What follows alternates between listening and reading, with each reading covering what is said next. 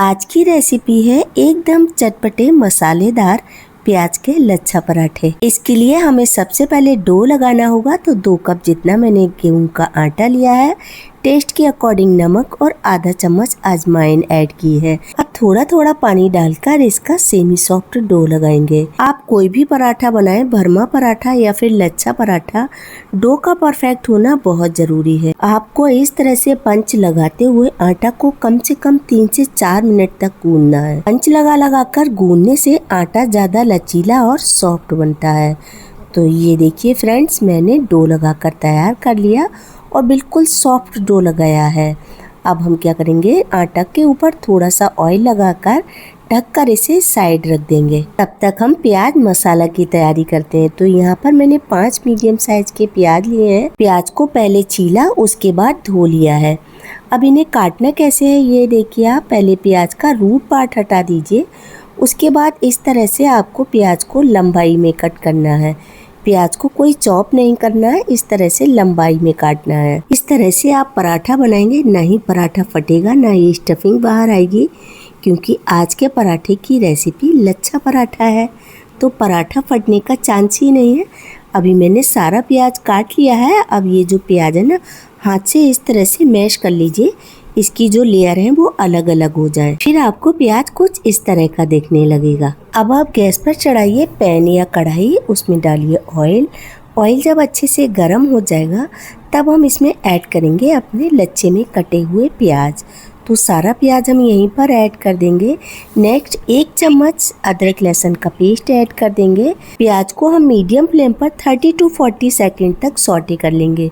प्याज को भूनना नहीं है, हल्का सा सॉफ्ट करना है, प्याज में क्रंच बना रहे। नेक्स्ट हम इसमें ऐड करेंगे एक बारीक कटी हरी मिर्च। 1.5 चम्मच जितना मैं इसमें बेसन ऐड कर रही हूँ। आधा चम्मच धनिया पाउडर, आधा चम्मच ही हम लाल मिर्च पाउडर ऐड करेंगे। साथ ही आधा चम्मच जीरा पाउडर और 1/4 teaspoon black pepper powder add करेंगे। टेस्ट के अकॉर्डिंग नमक ऐड कर देंगे। नमक ध्यान से डालें, नमक हमने आटा में भी डाला है। साथ ही आधा चम्मच गरम मसाला ऐड कर देंगे। अब इन सभी चीज़ों को हम अच्छे से मिक्स करेंगे और कुछ देर इसी तरह से भून लेंगे। ये जो हमने बेसन डाला है, बेसन प्याज का मॉइस्चर एब्जॉर्ब कर लेगा और मसाले प्याज पर अच्छे से कोट हो जाएंगे। इस तरह से प्याज पानी बिल्कुल भी रिलीज नहीं करेगा। हमारे पराठे एकदम बिल्कुल परफेक्ट बनेंगे। आप इस स्टफिंग से भरमा पराठा भी बना सकते हैं और लच्छा पराठा भी बना सकते हैं। अभी हम गैस बंद कर देंगे। नेक्स्ट हम इसमें ऐड करेंगे 1 चम्मच कसूरी मेथी और ढेर सारा हरा धनिया। अब हमें इसमें कुछ भी नहीं डालना है, अच्छे से मिक्स करेंगे और इस स्टफिंग को हम एक प्लेट में निकाल देंगे ताकि स्टफिंग जल्दी ठंडी हो जाए। आपको जल्दबाजी नहीं है तो पैन में ही ठंडा होने दीजिए। ये हमारा चटपटा मसालेदार लच्छा पराठे का मसाला तैयार हो गया। मसाले को मैं थोड़ी देर पंखे के नीचे रख देती हूँ, जल्दी ठंडा हो जाएगा।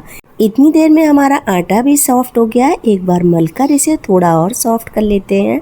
तो हम क्या करेंगे, हाथ में सूखा आटा लगा लेंगे और डो से थोड़ा सा पोर्शन लेंगे, नॉर्मल पराठे से थोड़ा ज़्यादा, और इसकी लोई तैयार कर लेंगे।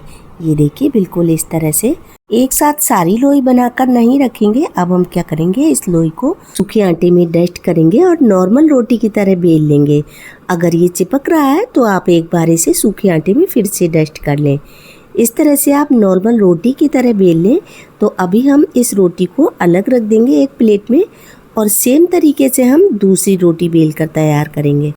इसकी रोटी थोड़ी बड़ी ही रखी जाती है। आप इसे चकला पर रखकर बेलें या फिर चॉपिंग बोर्ड पर बेलें। ये मैंने दूसरी रोटी भी बेलकर तैयार कर ली। अब जो हमने प्याज वाला मसाला बनाया है ना, रोटी के सेंटर में भरकर प्याज वाला मसाला रखेंगे और इसे अच्छे से स्प्रेड कर देंगे। रोटी का कोना कोना बिल्कुल स्टफिंग से भरा हुआ हो, कोई भी जगह खाली ना रहे। मैंने सभी जगह स्टफिंग बराबर फैला दी है और जो हमने पहले रोटी बेली है ना, वो रोटी हम इसके ऊपर से रख देंगे। हल्का सा हाथ से दबा दें और फिर बेलन से बेलकर बराबर कर दें। अब आप लीजिए एक चाकू और इस पराठे को इस तरह से 4 पार्ट में डिवाइड कर दें। चारों पट्टियां आपको बराबर काटनी है। फर्स्ट वाली पट्टी को किनारे से पकड़ेंगे और इस तरह से रोल कर लेंगे। फिर इस रोल को हम दूसरी वाली पट्टी के ऊपर रखकर फिर से रोल करते जाएंगे। इस तरह से हमें एक बार में 2 लच्छा पराठे की लोई मिल जाएंगी। अगर आप चारों पट्टियां एक बार में रोल कर लेंगे तो पराठा काफ़ी बड़ा और मोटा हो जाएगा।